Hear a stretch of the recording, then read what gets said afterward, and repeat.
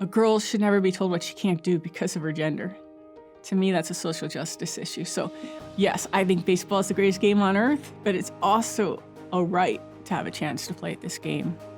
When I was about 13, 14 years old, I got a new coach, and he waited for everyone to leave the dugout, and he came up to me, and I just remember he was so big, and I was just this kid. And he said he didn't want me on his baseball team. He said, girls play softball. I just knew then that was wrong, and that I would play baseball forever. One thing I always thank my dad for is that he never asked me to play softball, which means he never asked me to quit. I chose to go to Kent State for one, it was fairly close to where I was in Cleveland Heights, and I'd heard about the sports studies program led by Dr. Stadoulis. Kent State really prepared me through the mentorships through the faculty.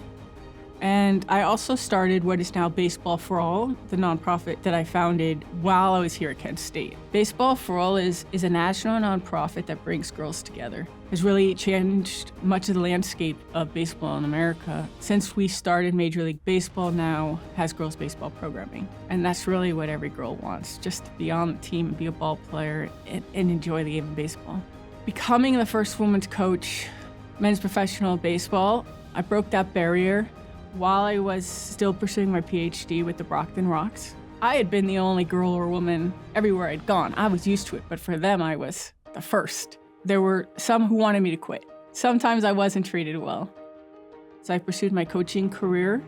Having my daughter with me was everything, because I could go from a really rough day, a really tough moment in a locker room, and come home and just get this pure love between me and my daughter, and now we're in a different world. In 2011, I became the first woman to throw batting practice to a major league team. I made that history with the Guardians, my home team, putting on that uniform, thinking of my grandfather and all the games we had gone to. You can't really put words to that, but it was incredible. A lot of pressure, but incredible. And so I went and coached at the instructional league, and it was the first time a woman had been brought in to coach. And that jersey is now in Cooperstown at the National Baseball Hall of Fame. I was never brought in by another major league coach, but I did get a chance to coach with Team Israel in a World Baseball Classic qualifier and some indie ball opportunities, and about a year ago in Dubai with Baseball United.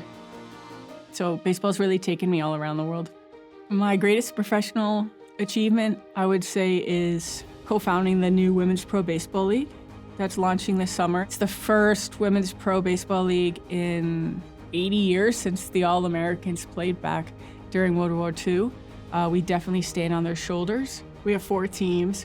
We have players from all around the world participating. And I just cannot wait for the fans to come and see how good the women are.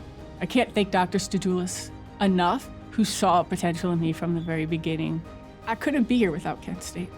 It's an honor to make history, but it's much more important we build a better future. And I think that the WPBL and Baseball for All are building that better future. And then I know there's so much more for the next generation.